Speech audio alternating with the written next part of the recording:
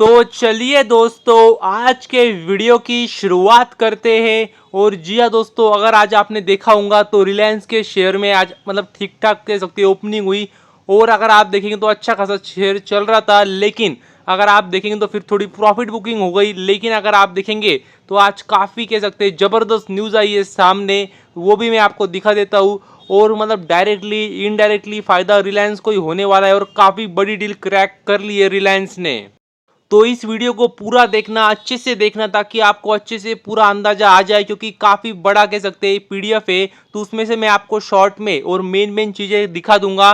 क्योंकि अगर आप देखेंगे तो जी हाँ दोस्तों, काफ़ी दिनों से जो चल रही थी, काफ़ी कह सकते हैं महीनों से चल रहा था कि डिज्नी का और रिलायंस की डील हो सकती है। तो जी हाँ दोस्तों, अभी वो डील हो चुकी है। तो ये कह सकते हैं काफ़ी बड़ा ऐतिहासिक कदम है भारत के मीडिया सेक्टर के लिए, क्योंकि अभी काफ़ी अच्छा हेवी स्टेक कह सकते हैं, अभी हेवी होल्ड कर लिया रिलायंस ने मीडिया सेक्टर पे भारत के। तो ये बात भी आपको पता चाहिए। और इसी के साथ अगर आप देखेंगे तो रिलायंस लगभग 11,500 करोड़ रुपए कह सकते हैं निवेश करने वाले अब जॉइंट वेंचर कंपनी में। तो ये बात भी आपको पता चाहिए। और इतना ही नहीं, अगर आप देखेंगे तो देख सकते हैं जो अभी ये मर्ज एंटिटी हो चुके हैं, तो उसके हिसाब से अगर आप देखेंगे तो लगभग लगभग अगर आप देखेंगे तो देख सकते हैं लगभग 8.5 बिलियन डॉलर का वैल्यूएशन हो चुका है। तो ये भी बात आपको पता चाहिए, जो कि अगर आप इंडियन रुपीस में देखेंगे तो लगभग 70,000 करोड़ की वैल्यूएशन हो चुकी है, जो कि काफ़ी बड़ी है।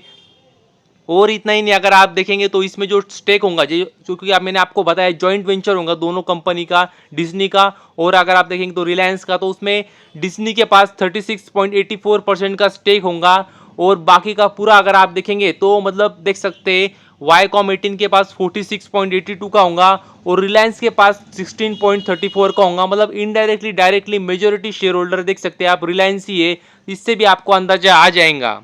और सबसे ज्यादा महत्वपूर्ण बात इस डील की वो ये है कि अगर आप देखेंगे तो इस कंपनी को मतलब जो मर्ज एंटिटी है उसको लीड कौन करने वाले, क्योंकि आपको पता ही है ये मीडिया सेक्टर की है, कह सकते हैं काफी बड़ी ऐतिहासिक डील हुई है। और आपको पता ही जी सोनी की भी डील होने वाली थी मर्जर की, और उसमें मतलब डील क्यों नहीं हुई, क्यों फंस गई, तो इसका एक महत्वपूर्ण कारण था क्या उसको लीड कौन करेगा। क्योंकि जो कह सकते हैं जी के ओनर है वो चाहते थे क्या कह सकते हैं वही लीड करे, लेकिन वो कह सकते हैं सोनी का मानना ये ऐसा नहीं था।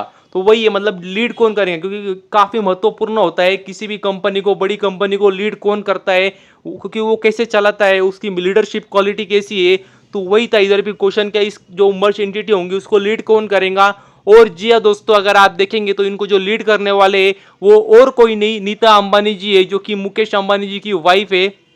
वही इस मर्ज एंटिटी को, इस नई कंपनी को लीड करने वाले हैं। तो ये बात भी पता चाहिए और काफ़ी कह सकते हैं बड़ा कदम है ये भी। और इतना ही नहीं, वो कह सकते हैं चेयरपर्सन होंगे और वाइस चेयरपर्सन अगर आप देखेंगे तो वो उदय शंकर जी होंगे। तो अगर आपको पता नहीं होगा तो मैं बता दूं, उदय शंकर जी काफ़ी बड़े, जी हाँ दोस्तों, काफ़ी बड़े व्यक्ति है मीडिया सेक्टर के। मतलब काफ़ी कह सकते हैं उनकी काफ़ी नाम है मीडिया सेक्टर में, नहीं पता होगा तो आप गूगल भी कर सकते हैं। मीडिया सेक्टर में काफ़ी उनको एक्सपीरियंस भी है। और आपको पता होगा बोधी ट्री, तो आप इधर आपने ऊपर देखा भी होगा शायद, बोधी ट्री के कह सकते हो, दिखा देता हूँ देख सकते हैं। अगर आप देखेंगे बोधी ट्री के वो कह सकते हैं फाउंडिंग चेयरमैन भी थे, मतलब फाउंडर भी थे। तो ये बात भी आपको पता चाहिए। और अगर आप देखेंगे तो इसका काफ़ी अच्छा फायदा सब मतलब जो भी इसमें इन्वॉल्व है सारी कंपनियों को होगा, लेकिन रिलायंस को भी काफ़ी ज़्यादा होगा। और स्पेशली अगर आप देखेंगे तो जियो सिनेमा जो उनका ऐप है, ऑलरेडी उन्होंने काफ़ी कह सकते हैं टाइप्स करके रखे, काफ़ी सारे मतलब अगर आप जाएंगे तो काफ़ी सारा वेब सीरीज़ है, काफ़ी ज़्यादा कह सकते हैं मूवीज़ है। और इसी के साथ अगर आप देखेंगे तो उन्होंने काफ़ी मैचेस के भी राइट लिए थे, आईपीएल के भी मैचेस के राइट लिए थे और फ्री में दिखा रहे थे आईपीएल भी। तो मतलब वही है कि इतना ज़्यादा कह सकते हैं अभी वो और भी उनको कह सकते हैं ऑप्शंस मिलेंगे, और भी ज़्यादा कंटेंट वो अपने ऐप पे दिखाएंगे। और आपको पता है जिस भी सेक्टर में अभी घुस रहे रिलायंस का ग्रुप, वो शुरुआत में आपको पता ही क्या करते हैं, तो मतलब शुरुआत में फ्री में देते हैं या कम प्राइस लगाते हैं, और उसके बाद आपको पता ही है कि वो कैसे कह सकते हैं एग्रेसिव तरीके से फिर मतलब आदत लगा देते हैं और फिर मतलब मजबूर कर देते हैं कि आप उनके पास ही आए। तो ये कह सकते हैं जबरदस्त कह सकते हैं डिसीजन लिया है रिलायंस कंपनी ने। और अगर आप देखेंगे तो ये कह सकते हैं बहुत ही ऐतिहासिक डील हुई है मीडिया सेक्टर के इतिहास में, ऐसा भी आप बोल सकते हैं। और इसी वजह से चाह रहे थे कि जियो और सोनी का भी मर्जर हो जाए, जी वाले भी और सोनी वाले भी, लेकिन मतलब उनकी बात बनी नहीं। और इधर रिलायंस ने कह सकते हैं आगे आके छक्का मार दिया और बेहतरीन डील की है डिज्नी के साथ में।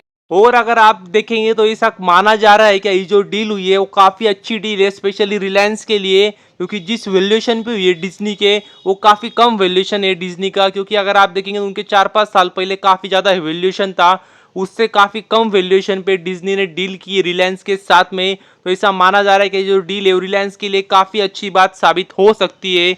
और इतना ही नहीं, अगर आप देखेंगे तो मतलब वही कहा है कि जो सीईओ है डिज्नी ग्रुप के, बॉब इगर, उन्होंने वही कहा है कि ये जो डील हुई है ये काफ़ी अच्छी बात होगी, क्योंकि हमें पता है इंडिया में काफ़ी कह सकते हैं पॉपुलेशन है, और जो केटरिंग मतलब उनका जो मार्केट है वो काफ़ी बड़ा है, और ये डील आने वाले समय में काफ़ी फायदेमंद साबित होंगी।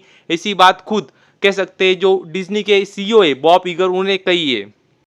तो बस अभी के लिए इतना ही। Thank you very much. और भी ऐसे वीडियोस देखते रहिए।